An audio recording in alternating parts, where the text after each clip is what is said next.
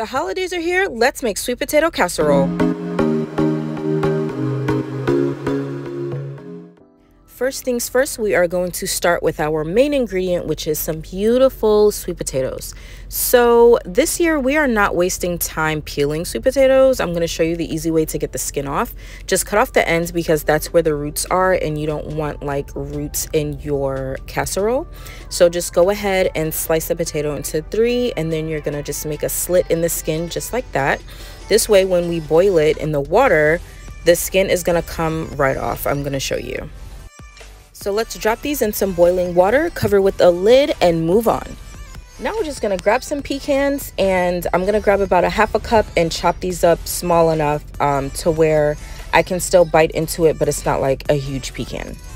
By the way, guys, if you've been following my channel, you know that I'm obsessed with recreating recipes, and I tried this sweet potato casserole at Ruth Chris Steakhouse, and I was obsessed. Like, I knew I was gonna go home, recreate it, and make it for Thanksgiving instead of candied yams, so yeah. But anywho, after we chop our nuts, we're just going to sit those aside. And now we are going to grab some brown sugar. It can be light brown sugar or dark brown sugar or whatever you have on hand. Just make sure you press it down into the measuring cup really good. And then we're going to measure a 1/3 cup of flour. This is the best way to measure, guys.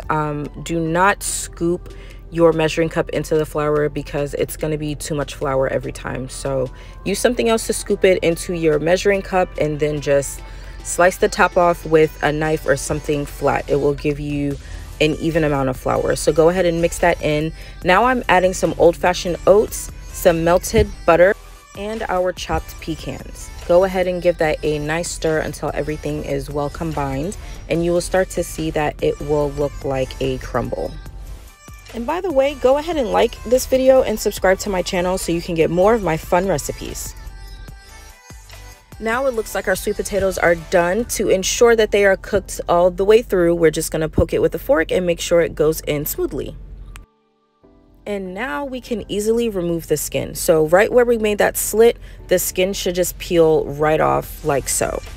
I don't know about you, but I absolutely hate peeling potatoes. Like, anytime I make any kind of potatoes, I try to make them this way so I don't have to peel them.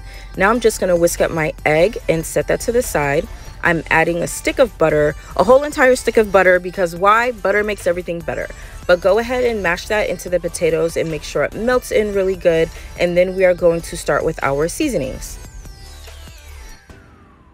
Now for the seasonings, we're just going to put some granulated sugar. I'm going to add some vanilla extract and give that a good mix. I'm not going to add any seasonings like cinnamon or nutmeg or anything like that because I don't want this to taste like a sweet potato pie. Like, I think that's the difference between a sweet potato pie and a casserole. I also want this to taste as close as possible to the one at Ruth Chris Steakhouse. I did not taste any nutmeg or cinnamon, so I'm not going to add it. Then to make this extra creamy, I'm going to add in some heavy whipping cream and stir that really well. Now I'm going to taste test this mixture to make sure it tastes delicious before I add in the egg, because I don't want to eat raw egg, duh. And it's tasting delicious, so now we can add that egg in. Now getting ready to pop this bad boy in the oven, I'm just going to grab a 10-inch pie pan. You can use an 8 by 8-inch baking dish, but unfortunately I did not have one. So this is what I had on hand. Just spray it with some nonstick cooking spray, and you're just gonna dump all that yummy deliciousness right in there. Now when you bake this, the key to knowing it's done is if you can tap the side of it and it's firm in the middle, it's firm all the way around, like you can see it's not wet anywhere, then you know it's ready to go. So after we've baked it, we're gonna remove it from the oven and grab our delicious crumble topping and just sprinkle that all over the top, and we're gonna pop it back in the oven for a few more minutes, and when it comes out, it's going to be just a golden bubbly deliciousness. I wanted to get a close-up of it baking in the oven. Can you guys see the bubbles? This is just amazing.